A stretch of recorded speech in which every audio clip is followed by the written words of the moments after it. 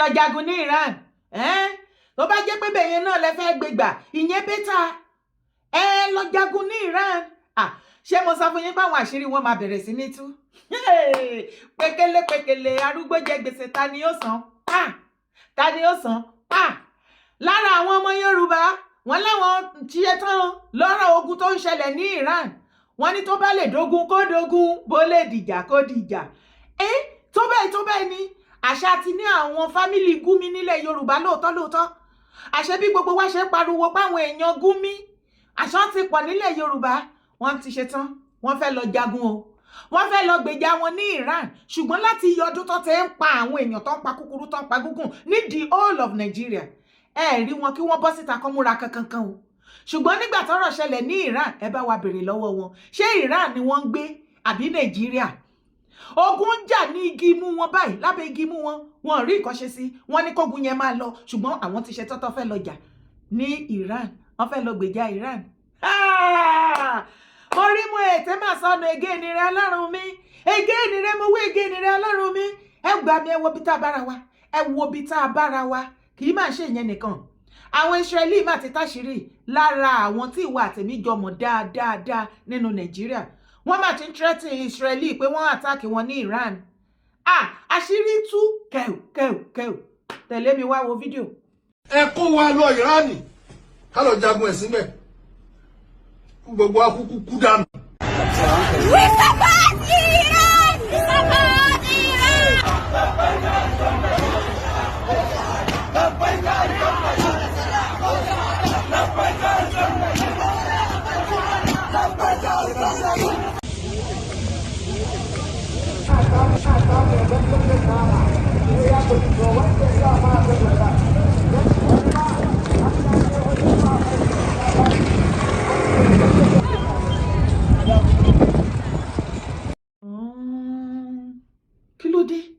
Kí ló ṣẹlẹ̀? Ẹ fẹ́ lọ kú ní Iran? Ẹ fẹ́ lọ jà ní Iran? Ogun náà ń ṣẹlẹ̀ nínú Nàìjíríà. Ẹ gbà mí, ẹ̀yin èèyàn mi, ẹ rà mí kalẹ̀. Mùsùlùmí ilẹ̀ Yorùbá ẹ fẹ́ kóra yín papọ̀. Ẹ fẹ́ lọ defend wọn ní Israel. Nǹkan ogun tẹ́ ní dà. Èdì rèé o, ẹ̀fún rèé o, àbí èpè tá à ń gbé yín iṣẹ́ ló ń jà yín ni. Ẹ fẹ́ lọ defend Iran. Ẹ ní nǹkan ogun tẹ́ máa fi kojú Israel. Torí mi ò rí pé wọ́n jagun wọ́n wìn ní wọn rí. Nǹkan ogun ti US yẹn kékeré ni lọ́dọ̀ títí yín ẹ̀yin tẹ́ fẹ́ lọ defend Iran.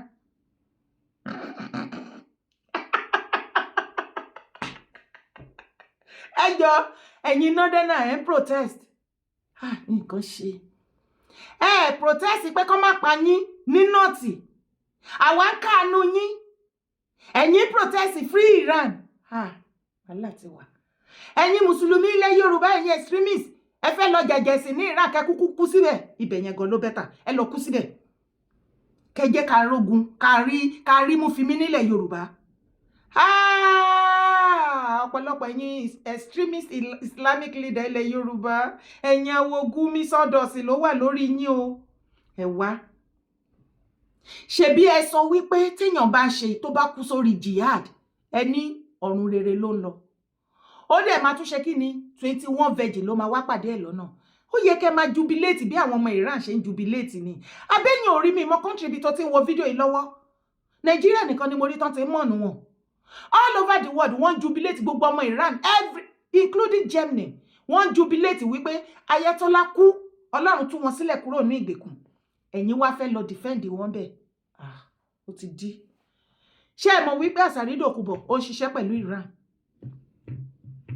Ṣé ẹ mọ̀ wípé Àsàrídòkùbọ̀ tí ìwà àtẹ̀mímọ̀ nù Nàìjíríà ó wà lára àwọn Islamic extremists ó ń ṣiṣẹ́ pẹ̀lú Iran government, Ayatollah tó kù. Ẹ wo irú ìdájọ́ tí Ọlọ́run ṣe fún Ayatollah tó rí ìdájọ́ tiẹ̀ nínú ayé tí ìwà àtẹ̀mí fojú rí. Ẹ̀rọ bó ṣe kúkú oró, ìdájọ́ burúkú, báwo ni tọ̀run ṣe máa wá rí? Ikú oró ló kù. Ikú oró l'Ayatollah kù. Ó kú pẹ̀lú ọmọ, ọkọ ọmọ. The third day àbí second day tó kú, ìyàwó ẹ̀ náà ti kú. The only ọmọ ẹ̀ tó kù sáyé báyìí, àwọn tó ọ̀gbé nílùú wọn tí wọ́n enjoy tán ṣe pool party, tán enjoy káàkiri àgbáyé ni. Àsàrídòkùbọ̀ wà lára àwọn tó gbàbọ̀dé Islamic extremists sí Nàìjíríà. I am telling you. ṣé ọmọ ipò ti lọ́n tírẹ́tì àwọn Israel ó tàgì wọn àwọn Israel ti ń wá báyìí any moment from now wọ́n bọ̀ wá gbé Àsàrídòkúnbọ̀ òun ni wọ́n kọ síbi wọ́n ní we got a highly credible threat from a radical Islam terrorist in Nigeria.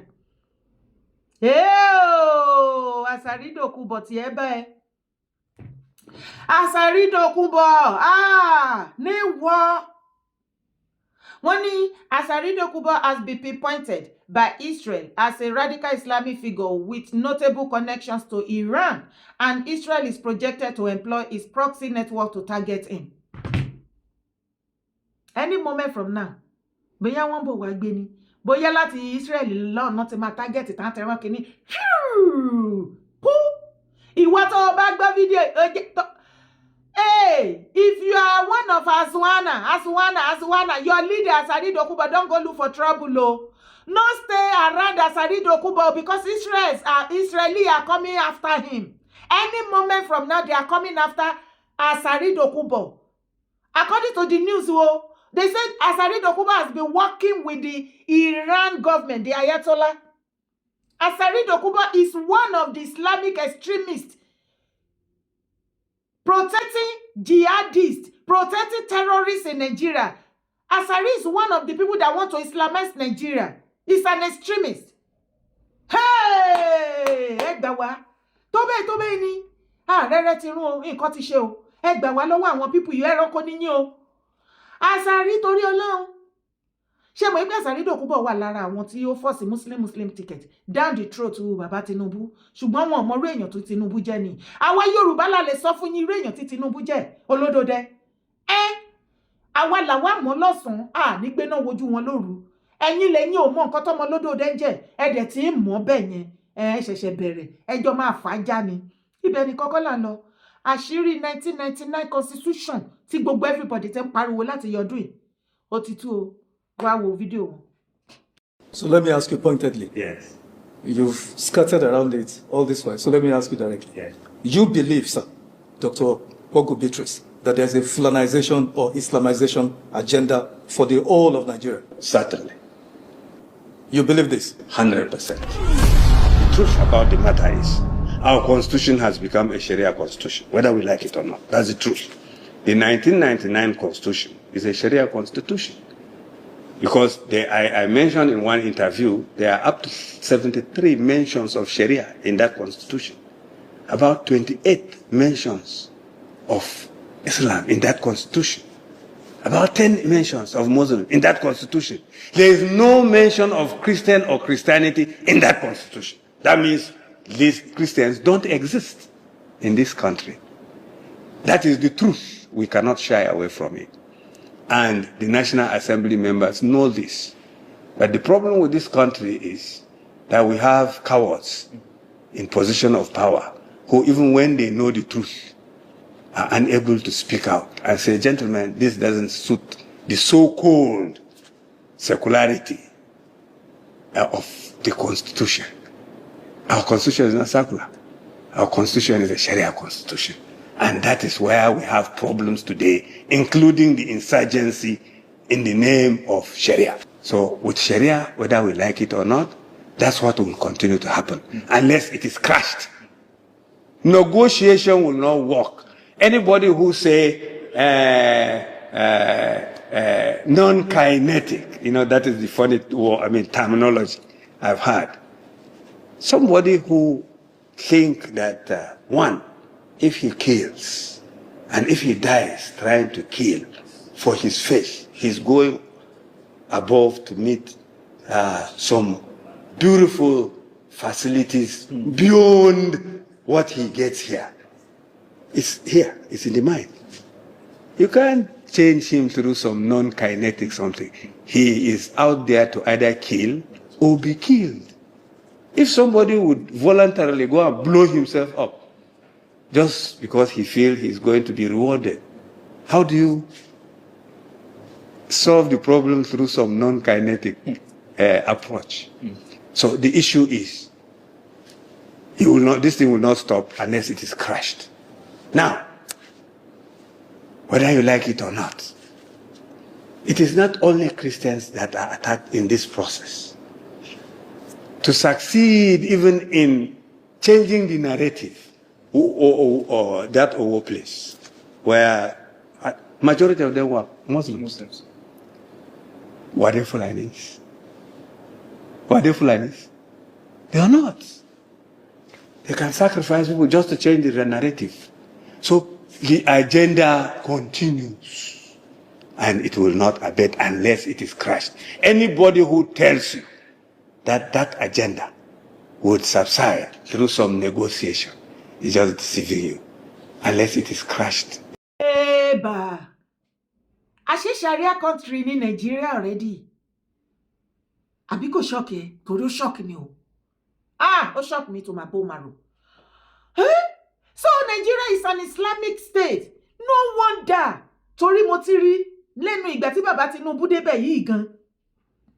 Tán lọ káàkiri fún one summit or one meeting or the other with other Western leaders. Wàá rí tán bá fẹ́ sọ̀rọ̀ ní tó fẹ́ refer sí Nigeria, wọ́n máa ń refer sí Nigeria as one of the Islamic country. Èmi àwa máa béèrè máa wò pé ẹ gbà mí kí ló ń ṣẹlẹ̀ ńbí. Ṣé slip of tongue ni àbí wọ́n mọ̀ọ́mọ̀? Àṣé Sharia constitution la ní. Ó ló fẹ́ tí ara ẹ gbọ́. Kò sí ẹ̀sí traditionalist nínú Sharia 1999 constitution. Kò dẹ̀ sí Christian kankan níbẹ̀. Kò sí nǹkan tó jọmọ́ ẹ̀sìn míì. Sharia. Ìkà nìyẹn o. Gbogbo ẹ̀yin Nigeria politician, ègbé nìyẹn ẹ lè kúre o. Ẹ dẹ̀ lè bọ́ lọ́rùn lé. Bàbá Tinubu, ẹ gbà wá. Ẹ ṣàánú wa, ẹ rà wá kalẹ̀ nínú ìgbèkùn yìí. Ẹ̀yin lè tú wa lé. You are actually the best and the only candidate that can really set us free from this bondage. Nítorí ẹ̀ ni wọ́n ṣe fọ́ọ̀sì Muslim ticket fún yín. Definitely, a ti ní àwọn kankan tó fi gbá Muslim ticket yẹn tó fi fún yín ní support tó ṣe declare yín tó gbé yín síbẹ̀. Wípé kẹ́ ṣe. So this cabal, they have been waiting and been looking for a very long time. Fún kíni? Head of state tó máa ṣe kíni? Tó máa declare Nigeria as an Islamic state or a Sharia state. Ogun ti dé nìyẹn. Wọ́n rẹ́yàn àbí torí ẹ̀ náà ṣe pa Yar'Adua ni. Jonathan ò lẹ́mìí ẹ̀mí Jonathan ò gbé. Àbí torí ẹ̀ náà ṣe lọ gbé Buhari wá. Buhari padà di Jubril. Ìgbà tán lo Jubril tán, wọ́n declare, wọ́n ṣe wá sọ pé ó kú ní the same Buhari táwọn Western world ti pay condolence for years. Ìgbà tán lò tó ṣẹ̀ṣẹ̀ wá gbé, wọ́n ṣe sọ pé ó kú, wọ́n ṣe lọ sí. So bàbá Tinubu náà wá wọ̀ wípé wọ́n láyà ọmọ olódòdó ni. Ó máa declare Nigeria as a Sharia country. Àbájọ àwọn information yìí ni àwọn mufti ìwọ àwọn olúwo gbogbo àwọn tó ṣe tó múra kankan lórí Islam nínú Nigeria nílẹ̀ Yorùbá gbogbo kíní ló máa kì wọ́n láyà nìyẹn o. Torí ẹ ti mọ̀ wípé tẹ́ bá dédé bọ́ síta tẹ́ sọ wípé Nigeria is an Islamic state, ogun ti ṣẹlẹ̀ nìyẹn. Ṣé Christian máa la wọ́n á kàn káwọ́rọ̀ bẹ́ẹ̀ wọ́n á máa wò yín, oníṣẹ̀ṣẹ̀ káwọ́rọ̀ wọ́n á máa wò yín, àti ọ̀pọ̀lọpọ̀ tí wọ́n ti ẹ̀ṣẹ̀ sí wọ́n á máa. Nigeria ti pín nìyẹn. Nigeria ti pín nìyẹn, bóyá ká pín. Bàbá Tinubu, kò sígbà tí Nigeria ò ní pín. Èmi personally mo mọ̀ wípé kò rọrùn rárá fún ẹ̀yin nìkan láti dá pín Nigeria. I know àfi tá bá fẹ́ tanra wa.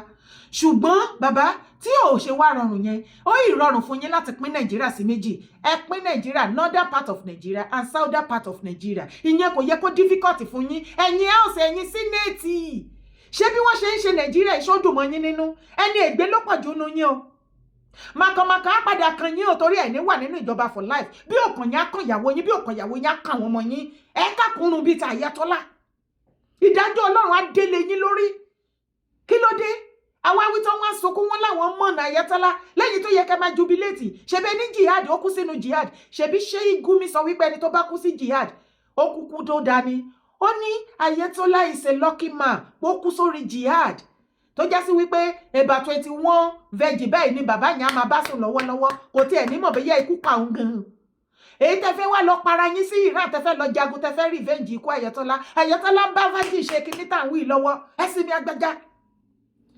Tó bá wá declare Nigeria as a Sharia country or Islamic country, bí wọ́n ṣe live ní Iran la ṣe máa live bọ́n ṣe live ní Afghanistan gbogbo àwọn extremist Islamic country bọ́n ṣe live modern slavery bẹ́ẹ̀ la ṣe máa live Nàìjíríà o eléyìí tó sọ wípé kò kan Christian irọ́ ni o ọ̀nà àti wọlé sí everybody lára ni o àti mùsùlùmí àti gbogbo wa àti Christian tó níṣẹ̀ṣẹ̀ tẹni tí ò ṣẹ̀sìn gbogbo wa lọ́jọ́ máa kó papọ̀ wọ́n máa fọ́ọ̀sì wa sínú aṣọ ọ̀fọ̀ aṣọ dúdú ni o wọ́n máa determine life wa ẹ gbà wá àwọn obìnrin tí ń ṣe rere láyé àbí obìnrin kọ́ ni vice president ní US ní èhó lamẹ́ríkà ní during Joe Biden regime ṣebí obìnrin ni vice ẹ̀ ṣé obìnrin ò ti ṣe president ní Africa ní Liberia àti bẹ́ẹ̀ bẹ́ẹ̀ lọ wo bí àwọn obìnrin ṣe ń ṣe rere láyé ṣùgbọ́n àwọn mùsùlùmí àwọn extremists àwọn islamists àwọn extremists God àwọn sọ wípé àwọn obìnrin Ọlọ́run dá àwa fún àwọn ọkùnrin bíi ewúrẹ́ àti àgùntàn láti máa lò wá bó bá ṣe wù wọ́n ni tó já sí wípé